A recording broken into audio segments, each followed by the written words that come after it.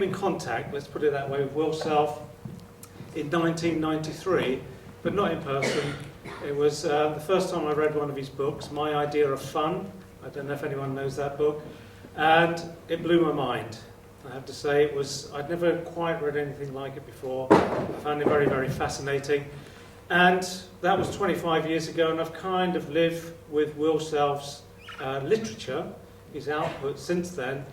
And very luckily, I guess about 7 years ago, was it? 6, 7 years ago, I was able to meet him in person.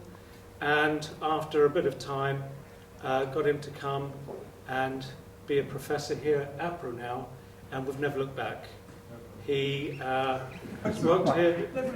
We've never looked back, at least in those terms. Is this working? Is this? I'm not sure. It is. So for 7 years he's been here, very, very popular figure here at Brunel. Students absolutely love him, quite rightly. He runs a fantastic module called Psychogeography, which is also very, very unique. And it's what you'd expect, of course, from the person I'm going to introduce you to now. Ladies and gentlemen, please welcome the unique Will Self. Thanks, Bill. Lovely to see people on a Sunday afternoon. I forgot my glasses. I was rushing out of the house, so I'm going to have to wear my girlfriend's glasses. There they are. They're obviously my girlfriend's glasses, you can tell. I thought I'd read you the first section of a story I wrote years ago called Scale. It's about a man who's sort of a madman. He's kind of half an academic and half a terrible kind of opiate addict. And he's living in a house next to the model village at Beaconsfield. You know, so Beaconscott Model Village. And I produced, Penguin published it, and it's a satiric volume. I said, you know, this is the old design for penguins. I said, do it in grey instead of in orange, or do it in grey, because the collection's called Grey Area. I thought that was clever. I thought I'd just read you that section to give you a feel for the prose, and then talk a little bit about, I'll explain in a minute when I've read the passage. You'll see it all fits together beautifully, unlike life, which is, you know, frankly a mess.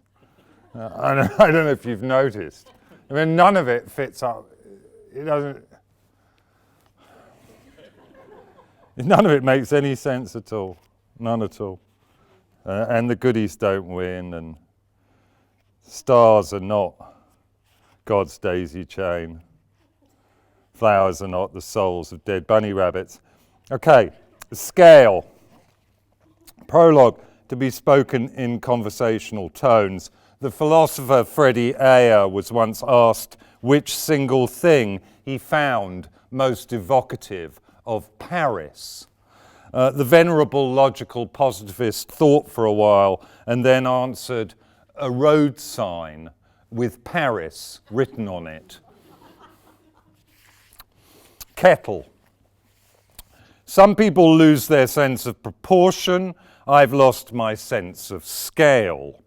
Arriving home from London late last night, I found myself unable to judge the distance from the last exit sign for Junction 4 to the slip road itself. Granted, it was foggy, and the bright headlights of oncoming vehicles burned expanding aureoles into my view, but there are 3 white-bordered oblong signs arranged sequentially to aid people like me. The first has 3 oblique bars set in blue, the second 2, and the third 1. By the time you draw level with the third sign, you should have already begun to appreciate the meaning of the curved wedge adumbrated with further oblique white lines that forms an interzone, an unplace between the slip road as it pairs away and the inside carriageway of the motorway, which powers on towards the Chiltern Escarpment.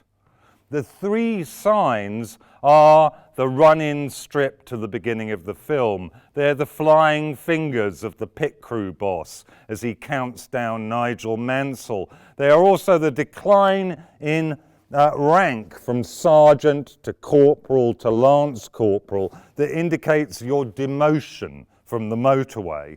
Furthermore, the ability to coordinate their sequence with the falling needles on the warmly glowing instrument panel of the car is a second indication that you can intuitively apprehend 3 different scales at once: time, speed, distance, and that you are able to merge them effortlessly into the virtual reality that is motorway driving. But for some obscure reason, the ministry has slipped up here. At the Beaconsfield exit, there is far too long a gap between the last sign and the start of the slip road. I fell into this gap and lost my sense of scale. It occurred to me when at last I gained the roundabout and the homey green sign Beaconsfield 4 heaved into view that this gap, this lacuna, was, in terms of my projected doctoral thesis, no services, reflex ritualism and modern motorway signs, with special reference to the M40, an aspect of what the French call délire. In other words, that part of the text that is a deviation or derangement, not contained within the text, and yet defines the text better than the text itself. I almost crashed. By the time I reached home, a modest bungalow set hard against the model village that is Beaconsfield's principal visitor attraction, I'd just about stopped shaking. I went straight to the kitchen. The baking tray I had left in the oven that morning had become a miniature Death Valley of hard-baked morphine granules. The dark brown rime lay in a ruckled surface, broken here and there into regular patterns of scales, like the skin of some moribund lizard. I used a steel spatula to scrape the material up and placed it carefully in a small plastic bowl decorated with leaping bunnies. After the divorce, my wife organised the division of the chattels. She took all the adult-sized plates and cutlery, leaving me with the diminutive ware that our children had outgrown. I have no formal training in chemistry, but somehow, by a process of hit and miss, I have developed a method whereby I can precipitate a soluble tartrate from raw morphine granules. The problem with the stuff is that it still contains an appreciable amount of chalk. This is because I obtain my supplies in the form of bottles of kaolin and morphine purchased in sundry chemists. If I leave the bottles to sit for long enough, most of the morphine rises to the top, but you can never eradicate all the kaolin. And when the morphine suspension is siphoned off, some of the kaolin invariably comes as well. Months of injecting this stuff have given my body an odd aspect, as with each shot, more chalk is deposited along the walls of my veins, much in the manner of earth being piled up to form either an embankment or a cutting around a roadway. Thus, the history of my opiate addiction has been mapped out by me in the same way that the road system of southeast England was originally constructed. To begin with, conscious of the effects, I methodically worked my way through the veins in my arms and legs, turning them first the tannish colour of drovers' paths, then the darker brown of cart tracks, until eventually they became macadamized, blackened by my abuse. Finally, I turned my attention to the arteries. Now, when I stand on the broken bathroom scales and contemplate my route planning image in the full-length mirror, I see a network of calcified conduits radiating from my groin. Some of them are scored into my flesh like underpasses, others are raised up on hardened revetments of flesh, bloody flyovers. I've been driven to using the huge 5 millilitre barrels fitted with long blue-collared needles necessary for hitting arteries. I'm very conscious that should I miss, the consequences for my circulatory system could be disastrous. I might lose a limb and cause tailbacks right the way round the M25. Sometimes I wonder if I may be losing my incident room. There's this matter of the thesis to begin with. Not only is the subject matter obscure, some might say risible, but I have no grant or commission. It would be all right if I was some dilettante, privately endowed, who could afford to toy with such things, but I am not. Rather, I have both myself to support and I have to keep up the maintenance. If the maintenance isn't kept up, my ex-wife, who is frequently levelled by spirits, will become as obdurate as any consulting engineer. She has it within her power to arrange bollards around me, or even to insist on the introduction of tolls to pay for the maintenance. There could be questions in the bungalow, something I cannot abide. But last night, none of this troubled me. I was lost in the arms of Morphia. As I pushed the plunger home, she spoke to me thus, left hand down, harder, harder, and around I swept, pinned by G-force into the tight circularity of history. In my opiated reverie, I saw the M40 as it will be some 20,000 years from now, when the second Neolithic age has dawned over Europe. Still no services. All 6 carriageways and the hard shoulder grassed over. The long enfilades of dipping halogen lights, which used to wade in concrete, are gone, leaving behind shallow depressions visible from the air. Every single one of the distance markers, Birmingham 86, has been crudely tipped to the horizontal, forming a series of steel biers. On top of them are the decomposing corpses of motorway chieftains, lain out for excarnation prior to interment. Their bones are to be placed in chambers, mausoleums that have been hollowed out from the gigantic concrete caissons of moribund motorway bridges.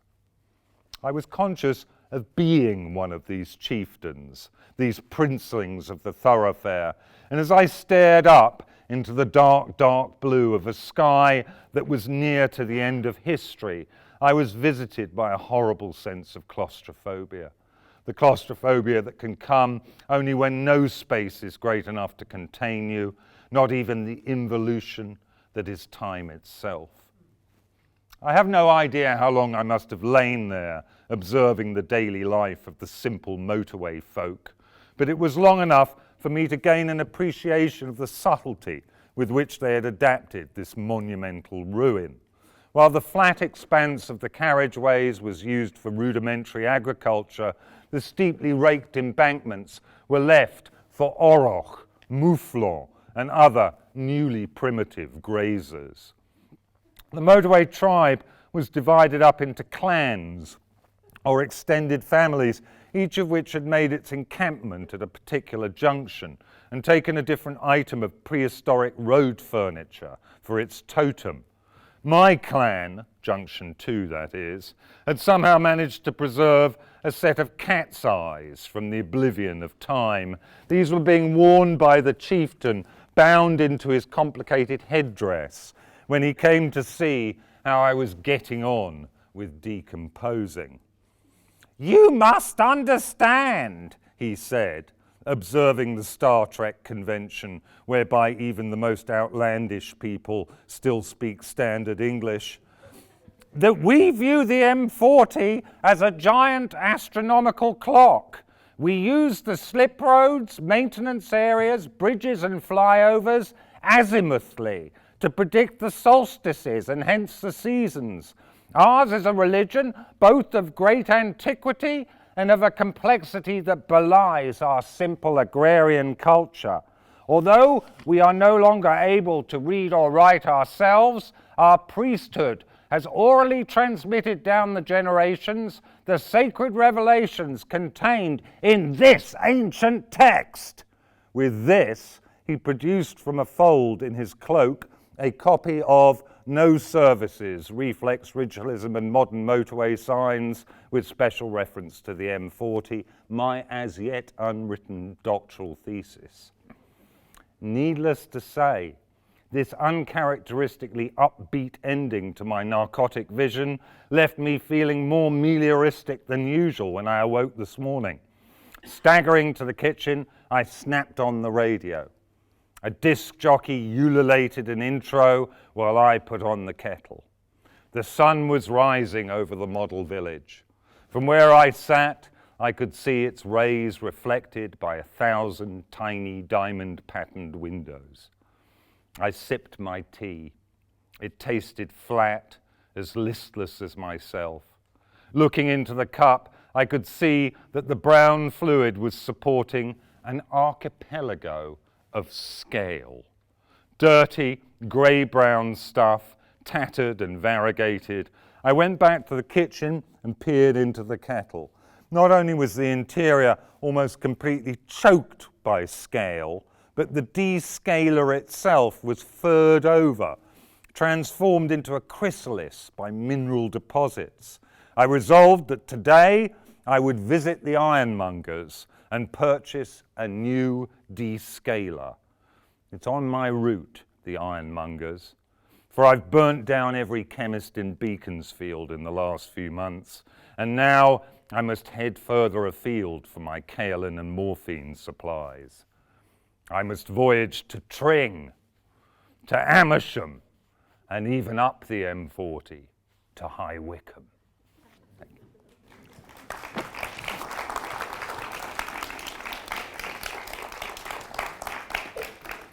So, in 1992, when I wrote that story, that was just one section of it, I think there's 4 or 5 parts to it.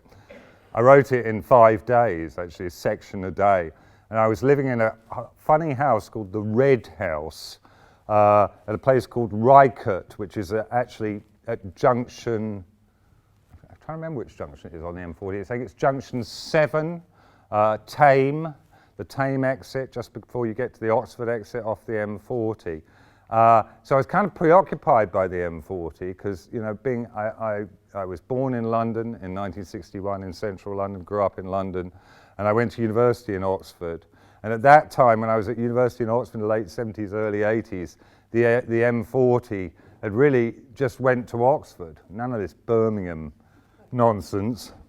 If you wanted to go to Birmingham, you had to get a sort of guide, like out of Lord of the Rings or something, a kind of, you know, somebody who went beyond, some guy with a staff and a kind of, some waybread who would take you there up the, no, none of this motorway.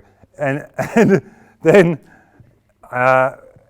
when I was working in London in the 80s, and I wrote my first collection of stories called The Quantity Theory of Insanity, which received what Jean Cocteau called a terrifying baptism of caresses.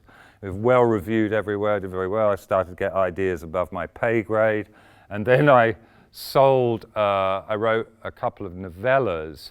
And when my editor at Bloomsbury, Liz Calder, very famous publisher, brilliant publisher, she rang me up and said how much she'd liked this novella, I resigned my job. I would have been about 28 or something. And I had a wife at the time and a young child. And we moved out of London to cut our expenses so that I could go full-time as a writer.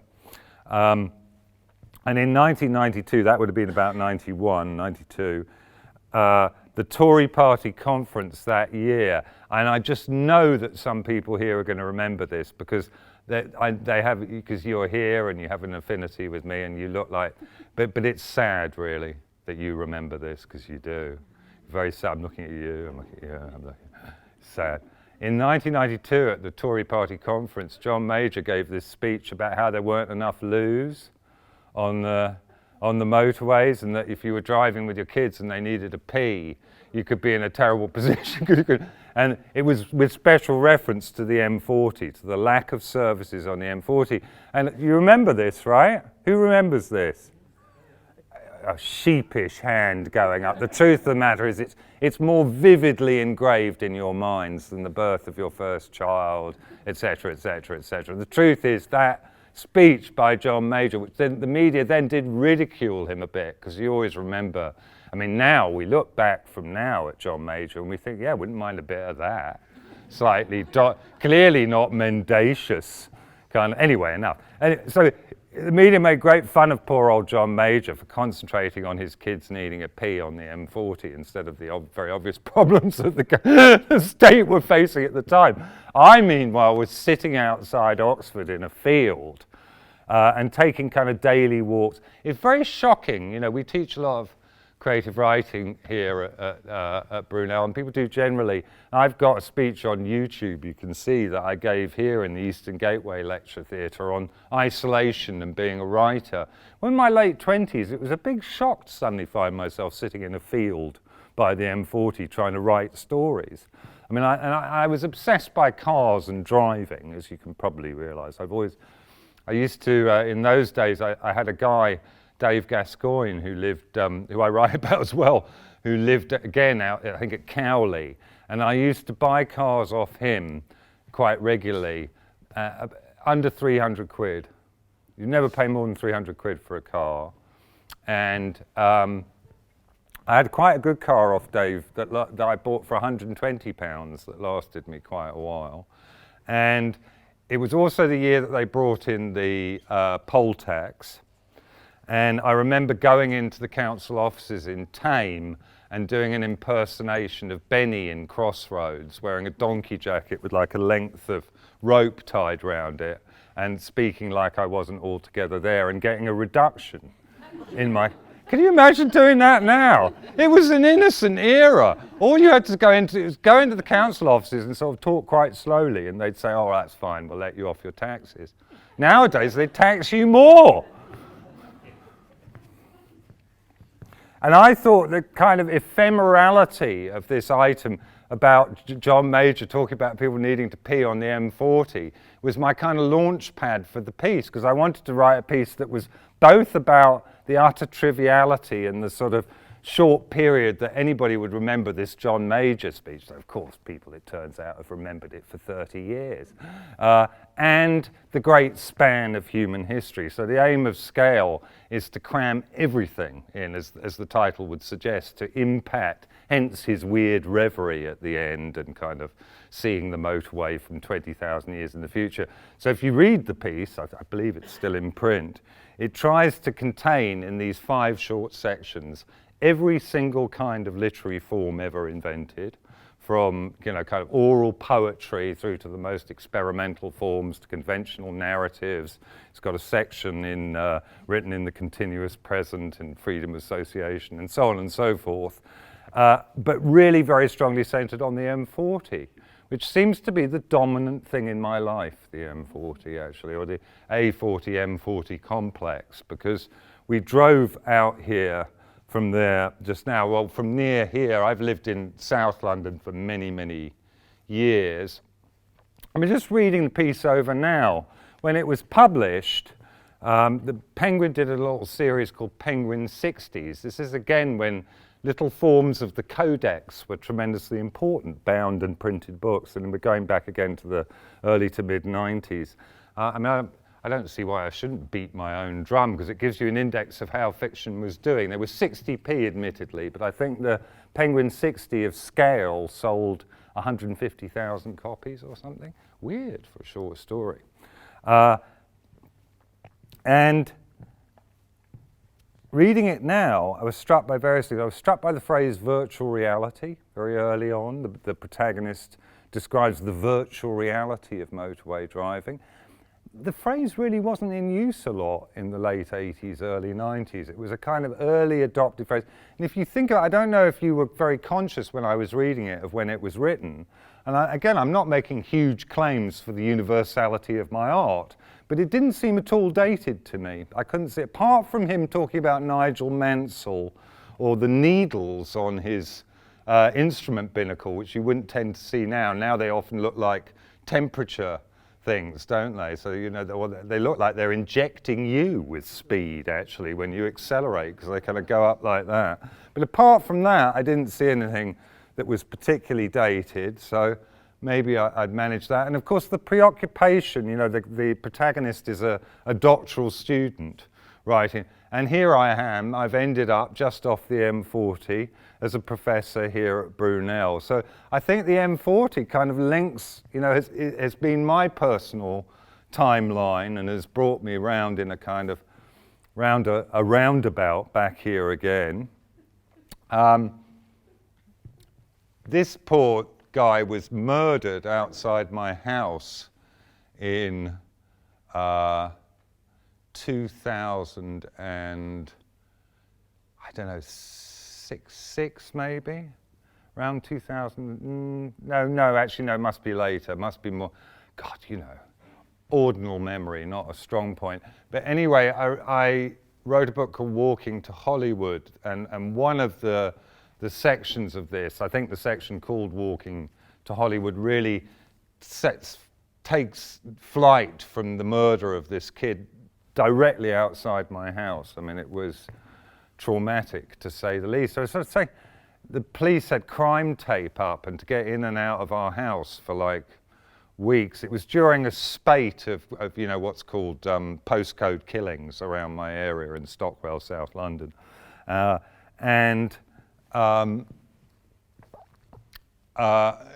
mean, my children, my younger children, who were then like, I think 4 and 8, had to go out to school every day, ducking under the crime scene tape and coming.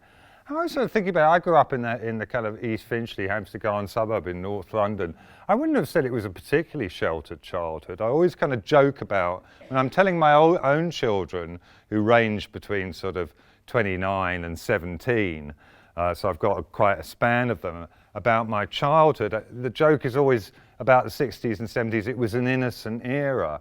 And they sort of scream, "What are you talking about, Jimmy Savile?" And I say, well, that's exactly the point, guys. The reason why these paedophiles could get away with what was going on, there were 2 main reasons in my view.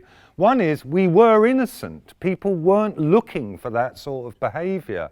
We didn't come from this culture where, you know, you just had to push a few buttons and you could see men having sex with donkeys. Or we didn't come from this culture where that kind of stuff was hovering behind every moment.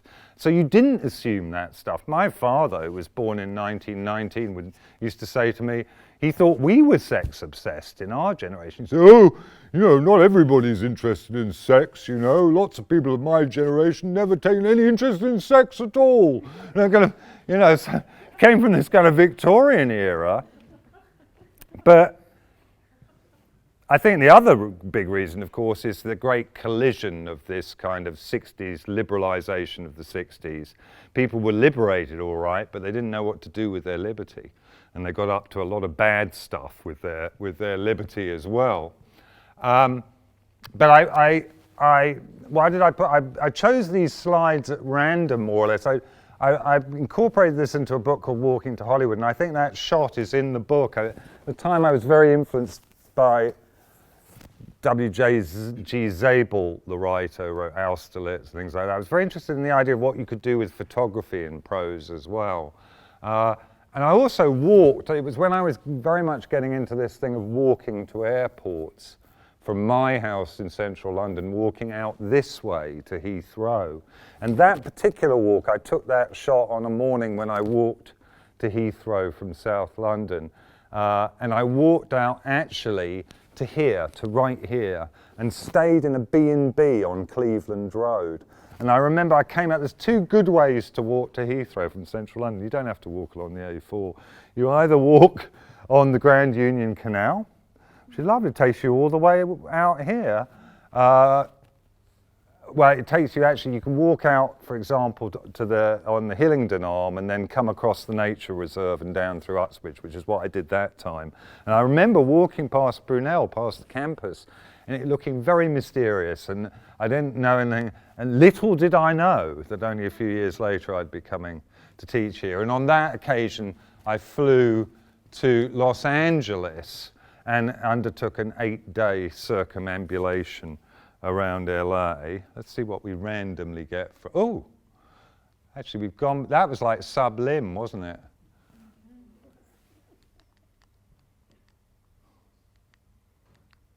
Oh, no, now it's given up the ghost. It won't click. I didn't want to stick on this image. Let's go to that image. That's much nicer. Well, I just thought it was a paradoxical beginning. I snapped that. That's also when I'm working on this book, Walking to Hollywood. And I snapped that. I think I've got some other ones that made...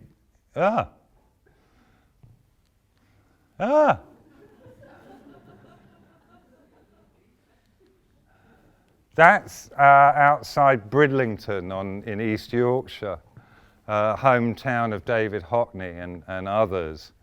And I just like the juxtaposition between the obese young woman and the food now available sign. It was really the sort of beginning of the British obesity pandemic. She probably started it single-handedly. But in back off that coast, the East Yorkshire coast is the most erosive coast in Europe. It loses 6 feet every day.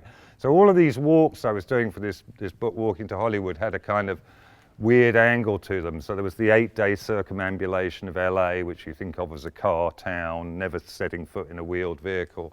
And then there was walking down this East Yorkshire coast, the aim being to take a walk that nobody could ever replicate, because if I walked within 6 feet of either the cliff edge or the cliff base, within a year it would be gone. And actually I went back to do a program on it for the Culture Show on BBC Two about a year after that walk, and it really was gone.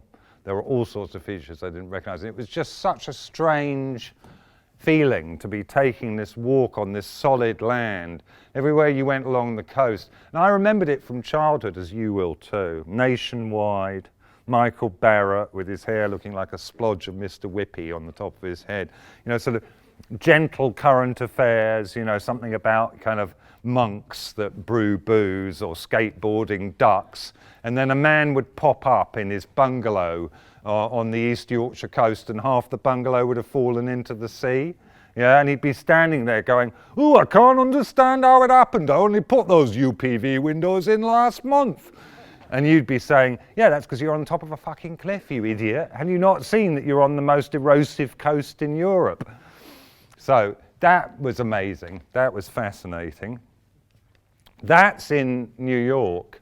That's actually, again, one of these airport walks where I like to walk to the airport, fly, and then walk at the other end.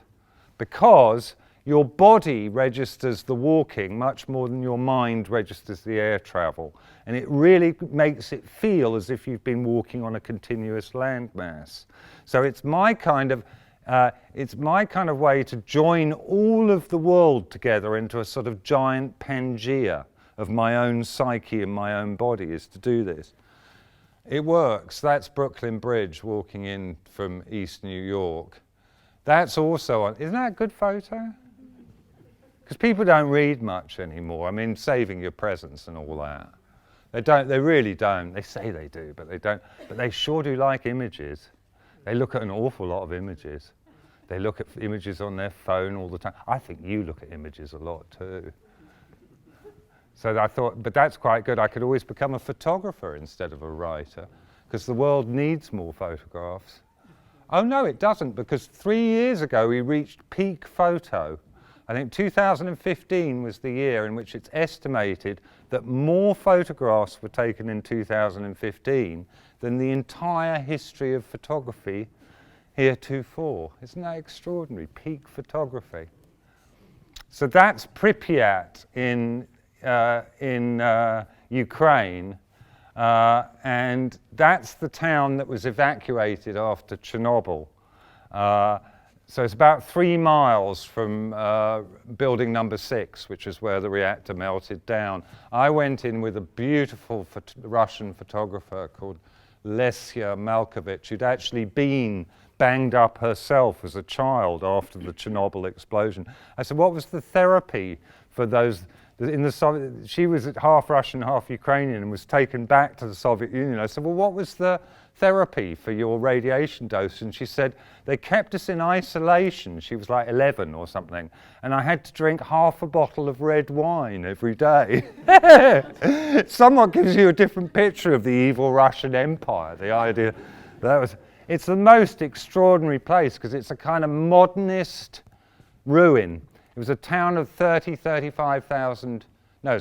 about 50,000 people, and it was evacuated overnight. So there's the swimming pool. There are all these blocks. It's the eeriest feeling. It's like seeing the aftermath of our own civilization in that. It was very strange. It was bloody cold in the Ukraine. Who knew? Who'd have guessed it? And the other thing which kind of weirded me out about it, I mean, I'm a great fan of the Russian film director Andrei Tarkovsky and his movie Stalker, which is about a kind of weird post-nuclear dystopia. And kind of Stalker fans had got into Pripyat, and we went into this weird abandoned school, and graffiti that related to the Tarkovsky film had been sprayed up and everything. It had this very weird... And the tower blocks have these giant rusting hammers and sickles on top of them, on kind of gantries built out of rusting steel. And Lesia, bless her, had absolutely no fear at all. She was a complete daredevil. And she was like climbing up these things. And I was going, no, don't do that, being English. Get down from there. And she was going, no, we must get the shot. Come up here, hold my ankle. So to get further up the bloody thing. And I was up there. And I thought at that time, well, I must have been 50 odd. I thought, I've had enough of this. I might fall off one of these. I better go and get a job at Brunel University. I pretty much did think that, actually. That's quite near Terminal 4. I remember that as the last house that I passed in Hounslow before you get on to Terminal 4. I mean, you all know, of course, that Brunel and these environs are the omphalos of the world, really, because the first statute mile of the Ordnance Survey was laid out between Heathrow and Hounslow Heath by General Roy in the early 1800s. So the basis, really, of all scientific surveying and mapping begins right here. And sort of spreads out to encompass the world. I always thought, again, another reason why I teach here and I kind of found my creative practice and thought here at Brunel is because, you know, the London cabbies, who over half of London black cabbies work the Heathrow airport. Their cafe at the airport is called the General Roy, though many of them, bless them, don't quite know why. But of course, what we do know about London cabbies is that they have to know the name of every single street and notable building in a 6-mile radius of Charing Cross.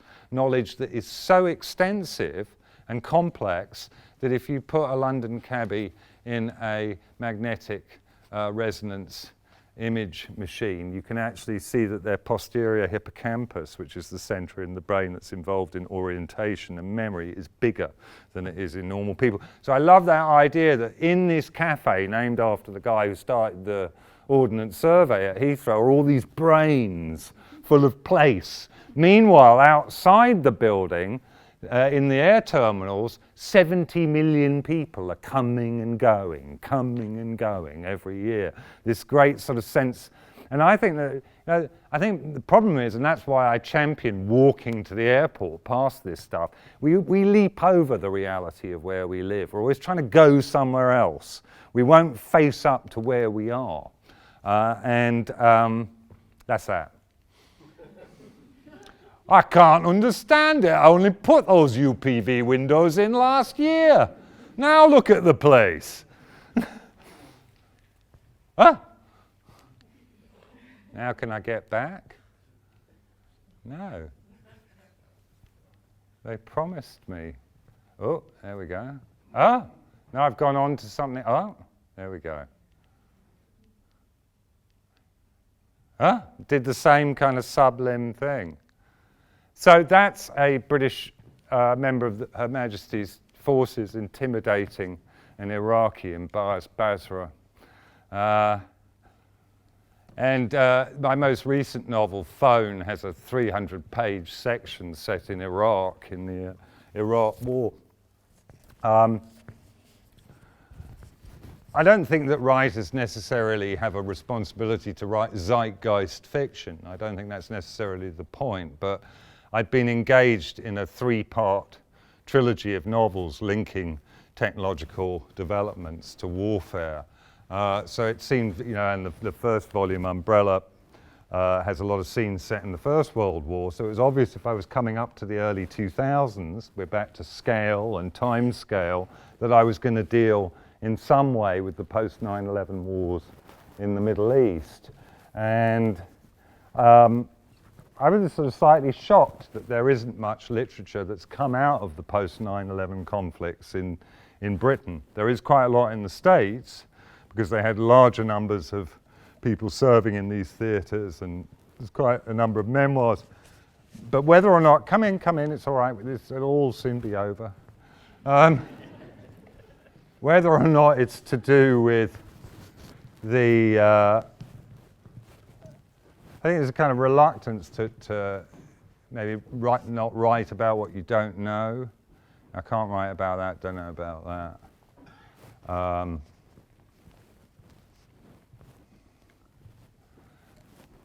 I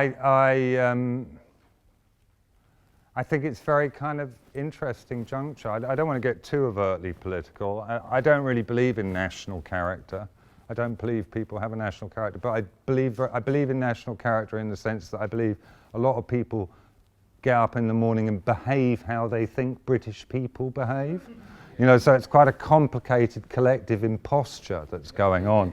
So you get all these people pretending to be British, and you get all these people pretending to be French, and then they get really angry with each other over what they're pretending to be, which strikes me as a bit odd, but there you go.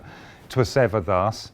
But I think that, one of the odd aspects of the British character, and I've just written an op-ed this week for the Los Angeles Times. The editor there called me up and said, could you explain Brexit? Because we just don't understand what the hell's going on. It just doesn't make any sense to us at all. And I said, well, it's a lot to do in the piece. I say it's a lot to do with the fact that this is a lot of a lot of English people and quite a lot of Scots, Irish and Welsh people who are kind of joining in, pretending to be British very powerfully. And a lot of what they associate the British character with is defeating Hitler and winning the Second World War and making the world safe for democracy, okay? And that this is intrinsic. And, I have sat with my very lovely French partner, I may say, at dinner with prominent English public intellectuals in the last year. I'm not going to name the person concerned.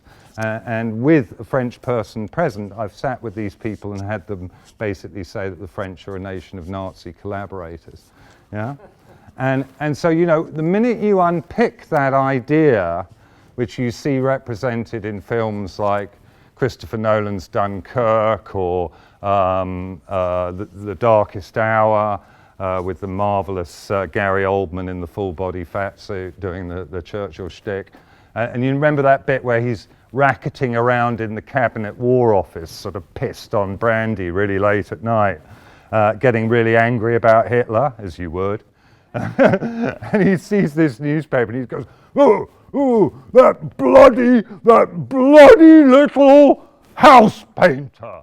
And you think everybody in the audience, in the West End audience, was thinking Polish house painter. Yeah, at the time it came out just... Anyway, you had to be there. But part of that idea of that British shtick and the idea that Britain defeated, setting aside the fact that, 9 out of 10 German soldiers in the Second World War were killed by who? The Russians. That bear won the war, really. Didn't the bear take Berlin? Isn't it the Russian soldier hanging the big hammer and sickle flag from the top of the Reich Chancellery? You remember that famous shot? That's like them Russians. Anyway, we go. And the Americans, do you remember their part in it? My grandfather was responsible for Lend-Lease for the British government. He was stationed in Washington in the war wasn't really buying on American loans, American materiel, so we could win the war with, whatevs. But also it's very British as well, the idea of the British national character that, and you see it recapitulated in football all the time, don't you? What the British really like best of all, and that's why the Second War, people who are pretending to be British, the Second War is a sort of an odd disappointment, is the British really want to lose on penalty shootouts. They don't really want to win at all. What the British soul loves is a valiant defeat, where they can then go on moaning about it for decades afterwards. Which is why, bringing myself full circle, and probably in quite an uncomfortable way, it's surprising that we don't hear more about this, which was such a spectacular defeat for the British Army. Yeah? Did the British Army... You heard of something called the Mahdi Army? They're the people who won in Basra. When the British troops withdrew from Basra, they had to go in their Saracens and their armoured personnel carriers under the free pass of the Mahdi Army to the APOV, to the APOD, in order to be taken out of the country, all right? Anybody want to challenge that idea? No, I didn't think you would, because it's true. But isn't it funny how we moved to Brexit? There's very little in that sense of our national character, that the last major theatre we were engaged in, we were defeated in. The last major theatre we were engaged in, there are currently 1,000 allegations against British serving personnel of infringements of the Geneva Convention, abuse of detainees, beating of detainees, harassment of civilians, still outstanding for the government's own inquiry, the Iraq Historic Allegations Tribunal. You don't hear a lot about that in our national character at the moment, and then there's been very little, it seems to me, true soul-searching about what went on. What there was instead was the vilification of a lawyer called Phil Shiner. You may have heard about this case. He's now been struck off. The current Prime Minister, Theresa May, actually spoke about this in Parliament and spoke about it at some length.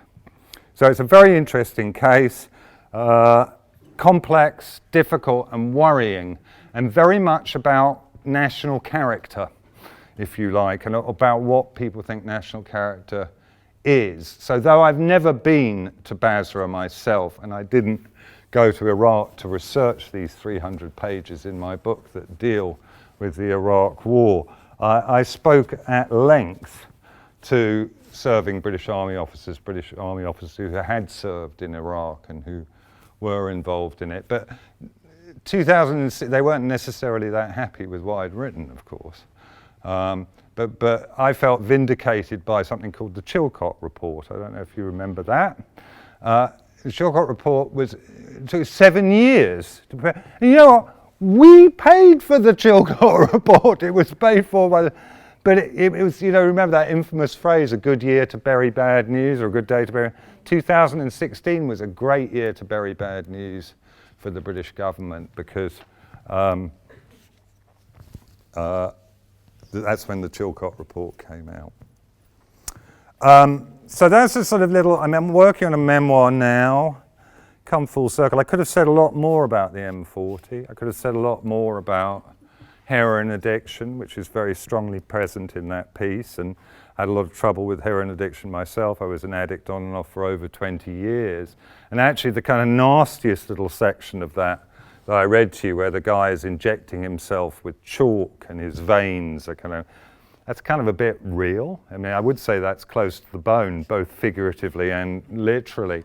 And actually there was a musician called Tim Simonon who had a band called Bomb the Bass, who did a version, who used those words. I think you can find it on Spotify. It's called 5 Milliliter Barrel, who did a musical version. I'm looking at Bill because I know he's a DJ, he knows about music.